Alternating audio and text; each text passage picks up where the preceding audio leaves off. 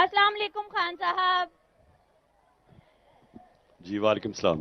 मेरा सवाल आपसे ये है, 27 साल में आपने बहुत ज्यादा स्ट्रगल की, बहुत कुछ किया, धरने दिए, यहाँ तक कि आप पे फायरिंग भी हुई, आपके घर पे भी हमला हुआ, सब कुछ हुआ, यहाँ तक ये चोरों ने, जलीलों ने आपकी निकाह पे भी बात उठाई। ऐसी क्या चीज है पाकिस्तान में, ऐसा क्या है इतनी मोहब्बत, और क्यों है इस पाकिस्तान से आपको इतनी मोहब्बत? इस जी जी जी मैं मेरी सुन इस मोहब्बत की कोई खास वजह जिसके लिए आपने अपने बच्चों को भी छोड़ दिया, सब कुछ छोड़ दिया, ऐसा क्या है? देखिए जी, मैं आपको भी और जितने मेरे इस वक्त तहरीक इंसाफ के कारकुन और नौजवानों को मैं खास तौर पे आज कहना चाहता हूं। देखिए, मेरी बड़ी गौर से बात सुनना। ये जो हमें जो अल्लाह जिंदगी में लेके आता है और जो हम अपनी जो जिंदगी गुजारते हैं, अपने ज़हन में डाल लें कि ये जो जिंदगी है ना, ये कोई मजे करने वाली और ये खेलने कूदने की जिंदगी नहीं है।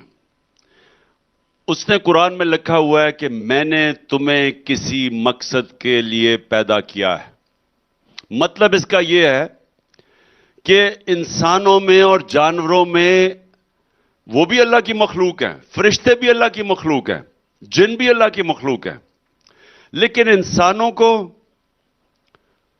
उसने फर्क कैसे पैदा किया है कि उसने हमें अच्छे बुरे की फैसला हमारे पे छोड़ दिया है कि हमारे दो रास्ते हैं जो आप नमाज में मांगते हैं, अल्लाह सीधे रास्ते पे लगा, उनके नहीं जो दूसरे रास्ते पे चले गए।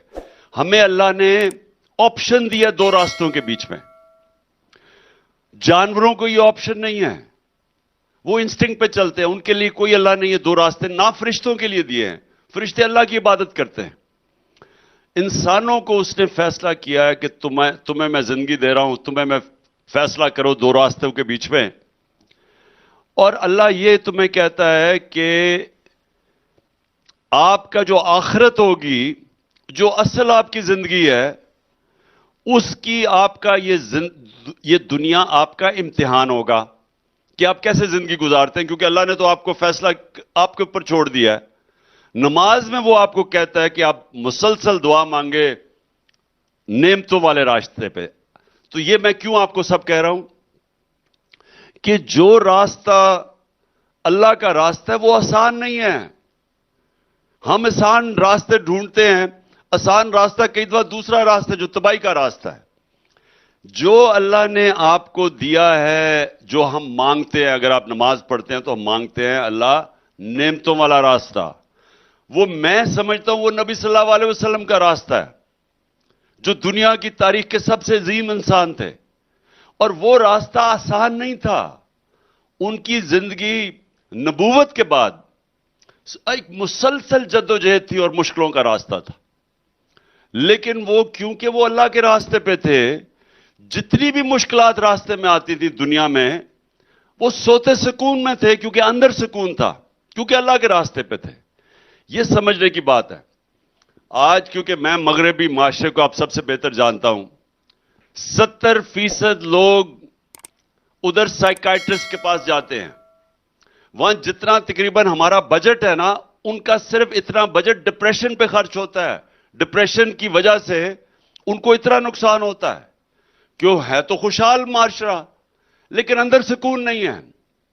सुकून ये जो आपके इस वक्त नवाज शरीफ और जरदारी है, इनको खुद नहीं पता कि नहीं कितना इन्होंने अरबों अरबों रुपया पैसा इकट्ठा किया हुआ है, लेकिन क्या ये सुकून की जिंदगी गुजार सकते हैं? नहीं गुजारते।